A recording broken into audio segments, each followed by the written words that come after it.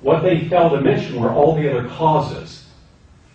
So we did the same statistics using their statistics, no one else's, and no editorializing.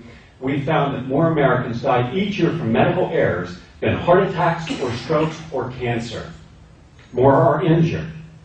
723,000. Dr. LePay from Harvard, considered the United States' expert on this, said over 1 million. Or even conservative. And our figures and his figures do not account for anyone who has an adverse reaction at home, only in institutional settings. So the figure is much higher. Now, you would think that if you have more Americans killed each year, preventable deaths, more Americans injured, preventable injuries, than all of American casualties in the First and Second World War combined in 1 year, that there'd be a hearing, a committee, some open forum such as this, which I'm happy you're doing. Nothing. It's the 10,000-pound gorilla in the room. So if American medicine is incapable, as good as we are, and I respect what works in American medicine, it saves lives. But I'm also very much concerned about the lives it takes and does not acknowledge. So now, I've got a problem with a doctor giving me some certainty, whether it's a doctor in private practice or a doctor at the state board level, saying that, trust us. I'm saying I'm trusting the science, and the science does not show that you deserve my trust. Now, the World Health Organization, I believe, is disingenuous and playing half-truths. As of May 2009, a pandemic was defined as, quote, from the World Health Organization, an influenza pandemic occurs when a new influenza virus appears against which the human population has no immunity, resulting in epidemics worldwide with enormous numbers of deaths and illness, unquote. Now, today it reads, quote, a disease epidemic occurs when there are more cases of that disease than normal. A pandemic is a worldwide epidemic of a disease. An influenza pandemic may occur when a new influenza virus appears against which the human population has no immunity, unquote. Conclusion, by the new definition, the world will always be in a pandemic requiring flu vaccines. This is not what the World Health Organization recently announced. Now, the efficacy. Dr. Anthony Morris, who should have been here, the former chief vaccine officer, top authority at the FDA, quote, the producers of these vaccines know they are worthless, but they go on selling them anyway. CDC officials have confessed, quote, influenza vaccines are the least effective immunizing agents available, especially for the elderly and the children. So when I was in Albany last week and met with a physician, I asked a simple question. Why are you giving this up first to pregnant women, children, and the senior citizens? Well, because it's going to save the senior citizens. I had 5 peer-reviewed studies. The only 5 peer-reviewed studies considered a quality showing efficacy levels for the swine flu vaccine. 0, 2%, 7%, 9%. That, for the flu vaccine, would be considered completely statistically non-significant. Therefore, there is no protection that we can say that the flu vaccine or the swine flu vaccine confers upon senior citizens. Yet, with just the dismissal of a thought, it went out the window. But not when you're a senior citizen and you're more likely to have a compromised immune system. We have more illnesses in the United States today than ever before in our history. We have epidemics of immune-related illnesses, arthritis, diabetes, cancers, lupus, fibromyalgia. These are not healthy people.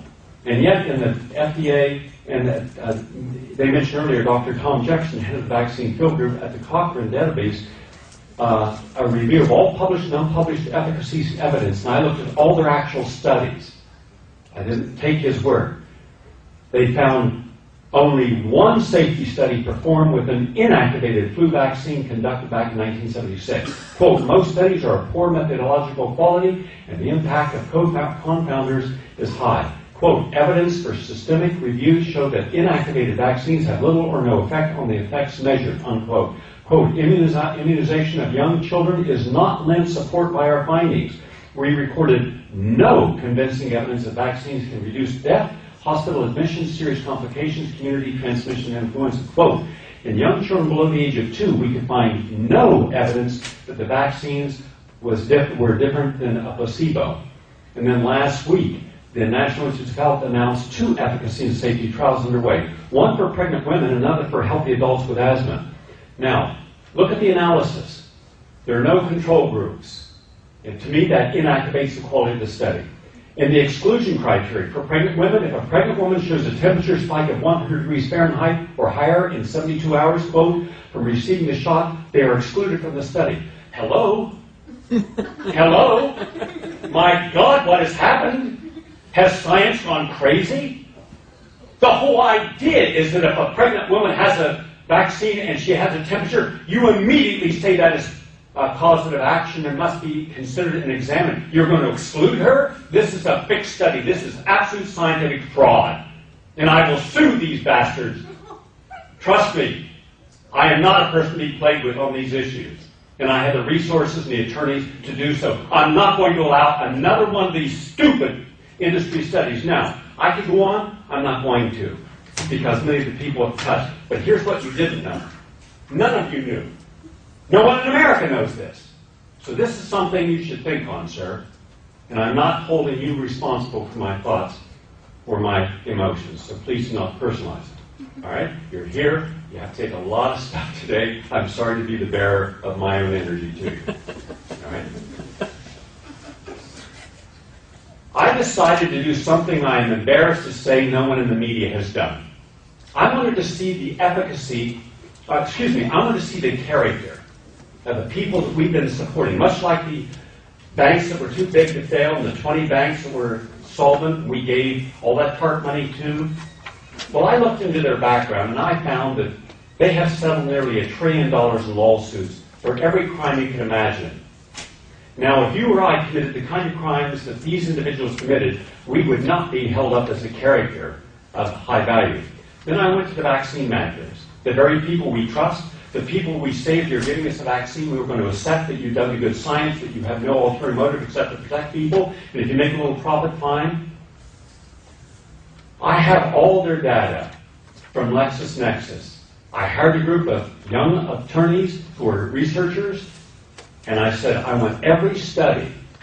We now have just a sampling, 132,000 lawsuits. Let me repeat that, sir. 132,000 lawsuits that these individuals have paid for fines from price fixing, falsifying scientific data, skewing studies, knowing in advance that they had unhealthy and toxic drugs and allowing them on the market. Why? Because it was considered the cost of doing business.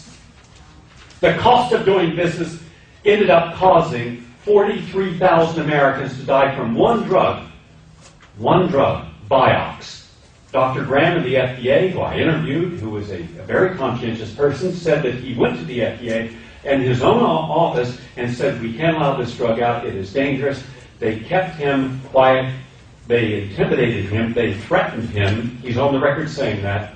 And Vioxx came out. In 4 years, it killed 43,000 people, injured 125,000.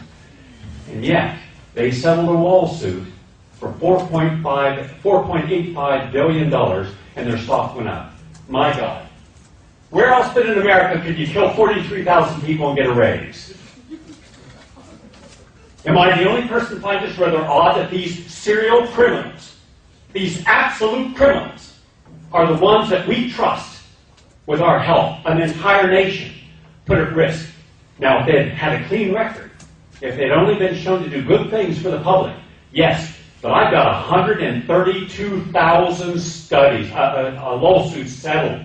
How many do I not have that were settled and no amount was given? Triple that. Over $1 trillion. So here we have it, people who have committed crimes. The crimes end up causing death and injury. And we give them a clean pass. A get out of jail, no character assassination, nobody goes to jail, nobody is harmed, your reputations are intact. In fact, we don't care what you do. We don't care how many crimes you commit. We don't care how many Americans you kill or injure. Go ahead and make us our vaccine. They say, well, we need to give them the subsidies. We need to give $1 billion to one company, $2 billion to another, $4 billion to another. I managed to find their actual cost of what it costs them to make the 10 most popular drugs in America. Listen carefully. This isn't like me. This is a very important part of this puzzle. Celebrex, 100 milligrams. You pay $130.27.